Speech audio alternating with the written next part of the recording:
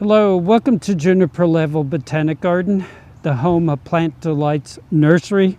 I'm standing amongst some giants. Where to start? We might just start with this Hesperaloe. Hesperaloes are not aloes, it just refers to their aloe-like resemblance and the fact that some of the species, the flowers open up during the vesper hours or hesper hours, the late afternoon, early evening. This is not the common or better known Hesperaloe parviflora. This is Hesperaloe campanulata. Now, campanulata is from the Italian for a campanelle, which is a small bell, and the flowers are sort of bell-shaped. Actually, this is one that is not open at this hour.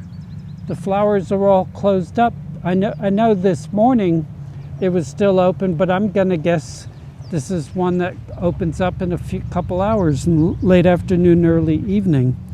But it's a great big tall thing, easily 8-9 feet tall, and it's our own selection winning streak, which has a yellow margin to the leaf.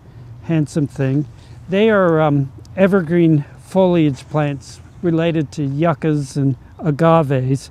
They're in bloom for months and months. The Hesperaloes are plants that the hummingbirds can't leave alone.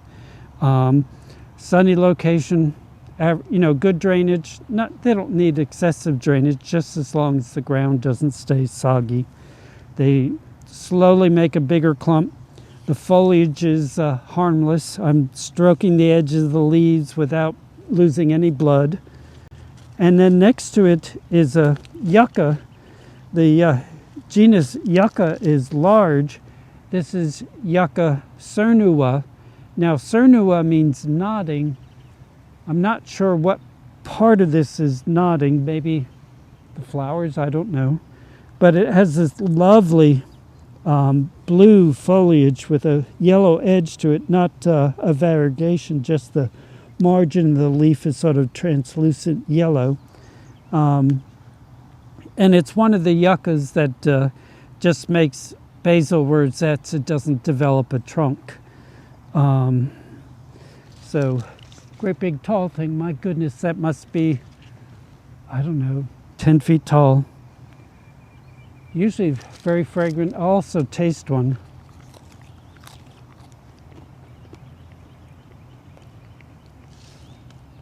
Worth eating. Yucca flowers taste like asparagus. A woman who grew up in the country of Colombia told me they scrambled the yucca flowers with eggs. So they are an asparagus relative and taste much like an asparagus. I'm not going to keel over. Oh, and a neighbor we might as well mention. This is an Alstroemeria, the Peruvian lilies. This is one called Indian Summer, growing in the same conditions as this Yucca and the Hesperaloe and its other big neighbor, a Dazzlerian. They do not need a sharp drainage or a dry site, but they put up with it. And nowadays, there are many really good garden selections of Alstroemerias. For the longest time, all the breeding work was focused on producing varieties for the cut flower trade, and they did not make good garden plants. But now that a number of wonderful breeders are breeding for garden performance, we have some really superb things. They'll bloom. It's early June, and they've been blooming for at least a month, and they can bloom all summer. If we continue really dry, they might slow down and then pick back up in the fall. But with average moisture, they can bloom all summer. And Indian Summer also has these purple stems and these dusky sort of gray, blue, green leaves. Really a handsome thing. And of course, you can cut them for the house. They'll be just as good as anything you would buy from a florist, and probably would last a good deal longer because they haven't been sitting in cold storage for weeks. A lot of small-time farmers grow cut flowers as the cash crop, and they ought to grow these garden-worthy Alstroemerias. Well, there's so much right in this area, but maybe that's enough for this moment. I thank you for your time, and I hope to see you again in the garden.